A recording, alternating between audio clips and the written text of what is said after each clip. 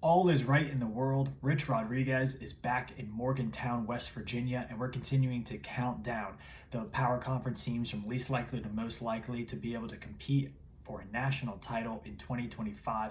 Number 59 out of the 67 teams and number 71 overall in the country with a score of 55.25 out of 120, the West Virginia Mountaineers.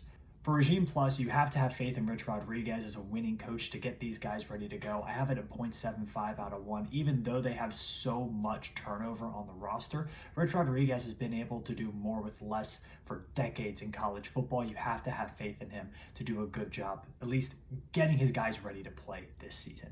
Returning production, number 91 in the country, that might not be a bad thing for a team that went about 500 last year and quite frankly could have gone, 4-8. They won a lot of one-score games as well. High school recruiting, West Virginia's never been a big recruiter. Number 48 in the country over the last two cycles. That might bump up a little bit in the future with Rich Rodriguez, but I don't expect it to be the bread and butter of this program. In terms of the transfer portal, they lost a lot of guys, including Tomas Rimac. They're all Big 12 offensive linemen to Virginia Tech, but they also brought in a lot. They brought in 6 players from Jacksonville State with Rich Rodriguez, some other guys like Jamari Robinson from UTSA, who's a really good edge defender. So they do bring in some talent, but they also lost a lot as well. Last season, again, this team was very middle of the road at best, number 70 in adjusted EPA per play. I would expect to see something pretty similar to that this year.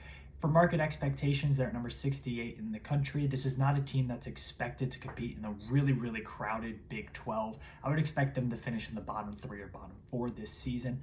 For strength of schedule, number 79 in the country, with number 1 being the easiest. So this isn't an impossible schedule. They have a lot of winnable games on here, but they also have a lot of really tough games, and there's not a lot of automatic losses, but there's ones that they'll be probably a touchdown to 10-point underdogs in.